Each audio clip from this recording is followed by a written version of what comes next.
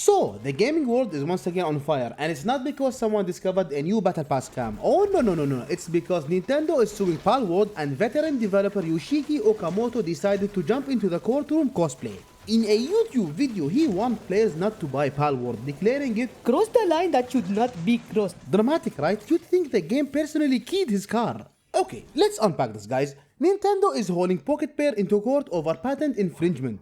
That's nothing new. But the new thing is Okamoto is busy playing Judge Dredd from his freaking gaming chair. The lawsuit itself is still ongoing as of October 2025, with no resolution expected before maybe mid-2026, meaning we've got months of popcorn left. Okamoto, meanwhile, is calling Palworld unacceptable, as if its biggest crime wasn't running at 30 FPS on some freaking machines. And the fans, GG, well played, guys. Predictably, they weren't having it. His video racked up tens of thousands of views and a flood of comments basically saying, Bro, a lawsuit doesn't equal guilt.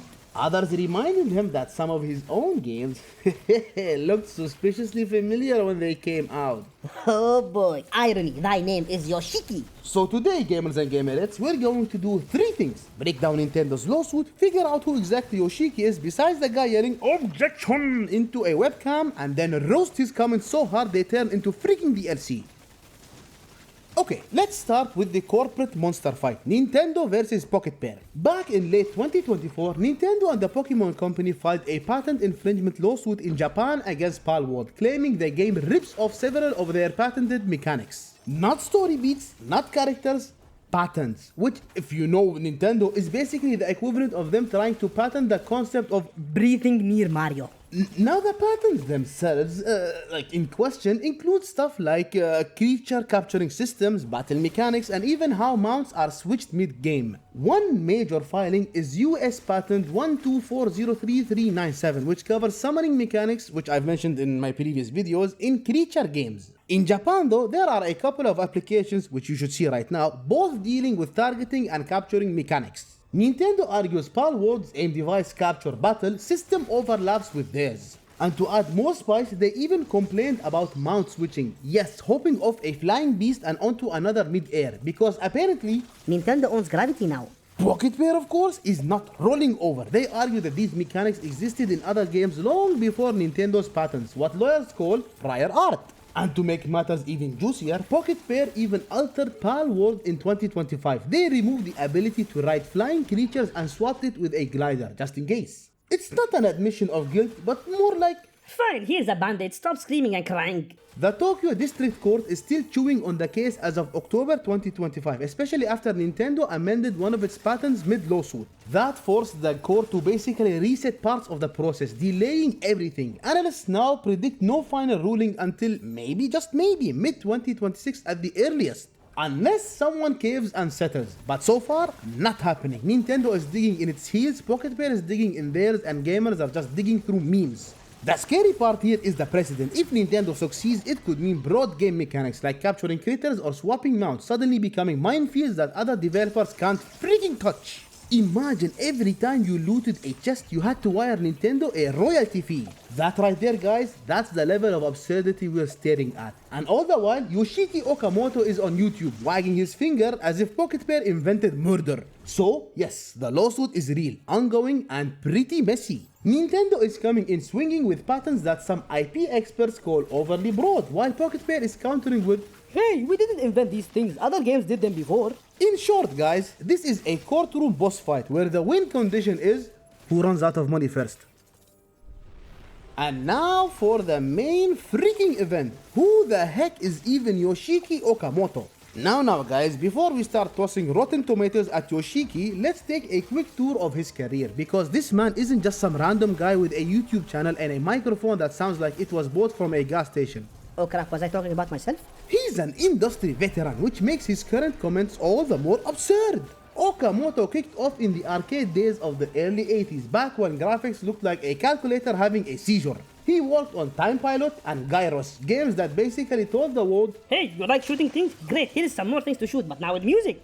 They were freaking genre-defining titles, and credit where credit is due, the man helped lay bricks for modern shooters. In 1984, he jumped ship to Capcom, and this is where things got legendary.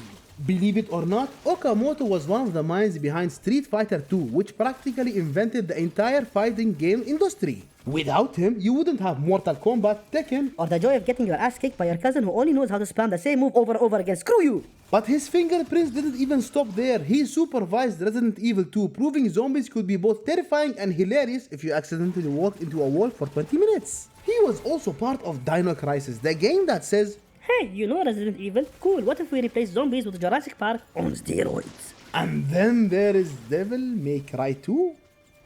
Okay, maybe this isn't his proudest child, but I mean still, it's on his resume. Moving on, he also founded Flagship and Game Republic, two companies that churned out projects ranging from RPGs to action games. And then, just to flex, he pivoted into mobile and gave the world Dragon Hunter and the smash hit Monster Strike. Basically a mobile gacha game so successful it made people realize they could spend $400 on JPEGs of anime creatures and somehow feel good about it. How the heck do you do that? So yes guys, Yoshiki Okamoto has had a legendary decade-spanning career. He's shaped genres, defined eras and worked with some of the biggest franchises in history. But apparently he's just a cranky old man now shouting at clouds because Palworld dare to freaking exist. Ooh, time to dig into the good stuff guys. So, what exactly did Okamoto say about Palworld? In a video on his YouTube channel, he looked at the Nintendo lawsuit and declared, Don't buy Palworld, it crossed a line that should not be crossed. which is wild because the only line Palworld crossed was the one between Pokemon with guns and Pokemon, but somehow even more profitable than Pokemon itself. Let's be clear on one thing guys, the lawsuit is still going as we've mentioned, nothing's been proven yet, but Okamoto is out here acting like he's judge, jury and freaking executioner rolled into one. Unacceptable, he says, as if he's about to slam a gavel and sentence Palworld to life in gamer jail. And the irony? Half the games Okamoto worked on were inspired by other games. Resident Evil borrowed from Alone in the Dark. Street Fighter, it was not the first fighting game, but the best at ripping off and remixing mechanics. But sure, Pocket Pair are the villains because they made a sheep into Rambo. And guys, let's not ignore the hypocrisy. Okamoto says Palworld crossed a line, but the man has happily lived through decades of an industry built on cloning, copying, and straight up asset theft. If the standard now is don't buy a game that has a lawsuit, guess what? We're gonna have to uninstall half of Steam. And the fans weren't having it either. His video racked up 22 freaking thousand views and hundreds of comments, mostly roasting him harder than I ever could.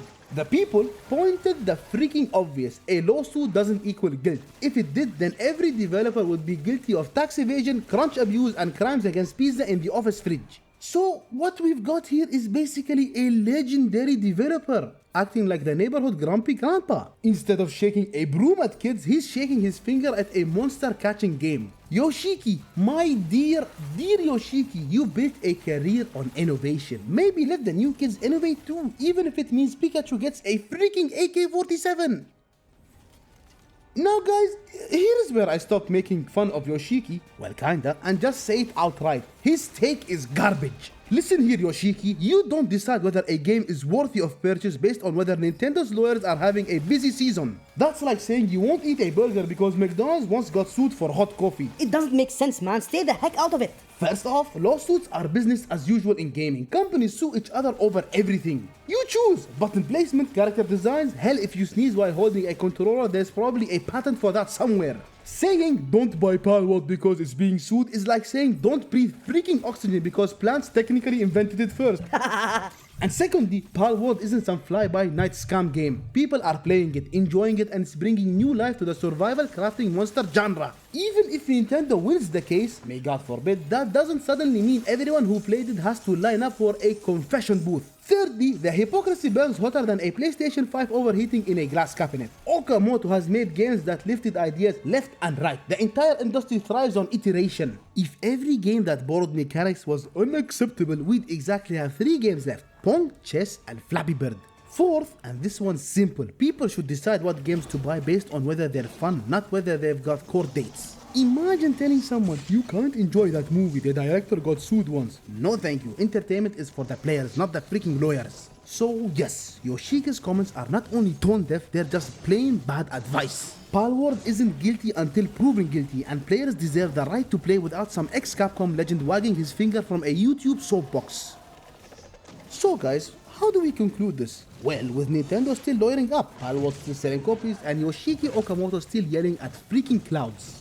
The lawsuit, it isn't over. It won't be for a while. Mid-2026, if we're lucky. Until then, it's Schrodinger's infringement, both guilty and innocent at the same time. But Okamoto telling people not to buy Palworld just because of a freaking lawsuit, that's like telling gamers not to rage quit because it's unacceptable. Good luck with that. At the end of the day, games are for players, not patents, and Palworld players have already voted with their wallets. So my final verdict, Yoshiki's take is the real freaking crime here.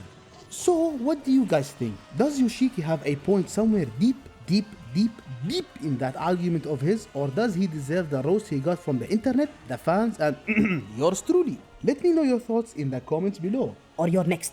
And guys, thank you so much once again for watching the video. If you enjoyed it, please consider leaving a like and subscribing for more content in the future. Take care, and I'll see you in the next one.